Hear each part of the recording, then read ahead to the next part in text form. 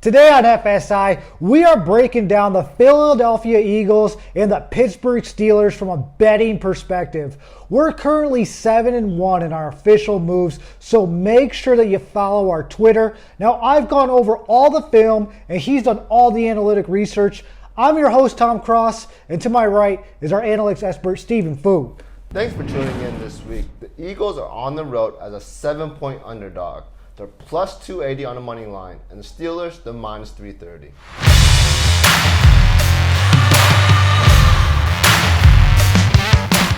The Pittsburgh Steelers, they're coming off a bye week. They couldn't play last week because of COVID-19, but the team, they didn't have it.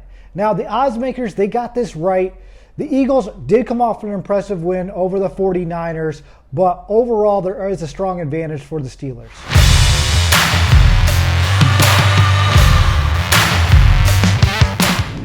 Pittsburgh is one of the few undefeated teams here, but they only have 3 wins on the season. And on the other side, the Eagles just got their first win against the Super Bowl contending 49ers. There should be a fair amount of money going for the Eagles.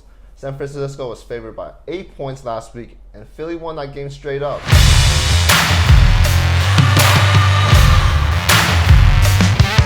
Quarterback Ben Roethlisberger is playing well after his injury. Now, he has played against the Giants, the Texans, and Denver. Two of those teams, the Giants and the Texans, their secondaries aren't very good. Denver gave him a little bit of a problem. He had one pass that should have been intercepted. But overall, he's playing well. It's going to be interesting to see how he plays against a good defensive front.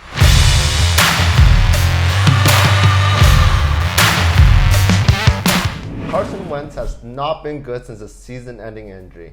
He currently has the most passing interceptions and worst yards per attempt, so he's not moving the ball very well this year. The Eagles' offense is rather limited, and they're forcing Wentz to throw a lot of passes this season.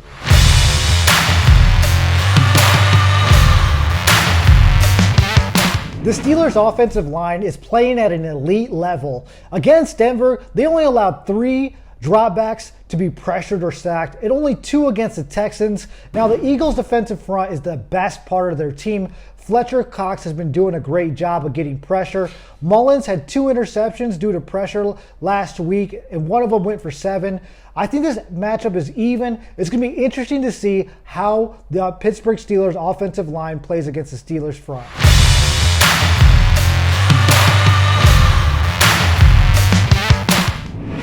Will have to face the #1 pass rush this week, and they have not done a good job protecting the passer. Philly has given up 14 sacks this season at a rate of 8.7%. So I think they're going to struggle against the Steelers' defense here.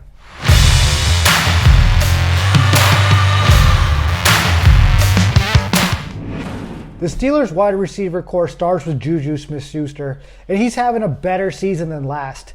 Now, they did add a deep threat in Chase Claypool, and he makes a big difference.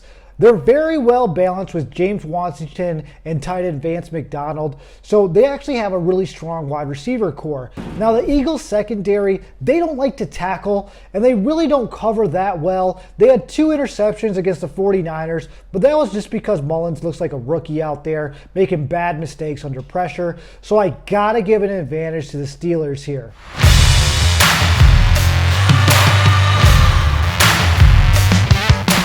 Will have a depleted offense currently without third option Dallas Goedert. Philly has a pretty weak group of receivers, and not a single player has over 200 receiving yards, and 2 of their top 3 players are tight ends. That just tells you they're going to lack speed on offense. This week will not be easy for the Eagles. They'll be up against the 2nd best pass defense.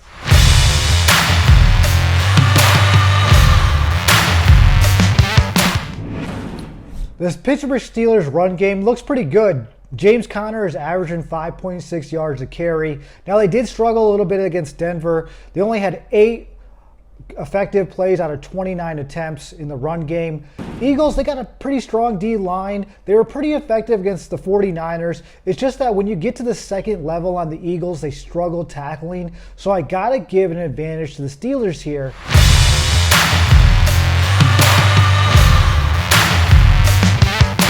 I don't think there's any areas you'll find an advantage against the Steelers.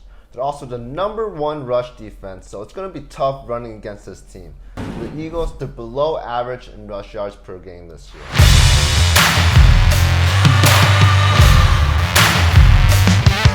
I like the Steelers in this matchup. Carson Wentz is very turnover prone. He had 3 passes that should have been intercepted, and the Eagles' offensive line is suspect. Against the 49ers, the 1 pass that was intercepted was due to pressure. Now, the Steelers, they have a stronger offensive line and defensive line, and they're better at quarterback. Just buy the point here, take it down to 6, and take the Steelers.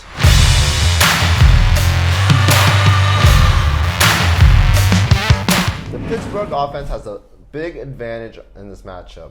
I don't think the Eagles will score more than 2 times on offense. And if the Steelers can limit their offensive turnovers, I think they have a great chance of winning by multiple scores. Buy the point down to -6 and take the Steelers. Now remember, we can't predict the injury or the weather. So make sure you follow our Twitter for our official moves. We're 7-1 there, and I'm up about 10 grand so far. We are raping the sports book. So do us a favor and smash that like button and subscribe. Tell us who you'll be taking in the comments below. We don't care about favorite teams here. Our focus is on making you money. Follow our social media on Twitter, Instagram, or our webpage. The links are below.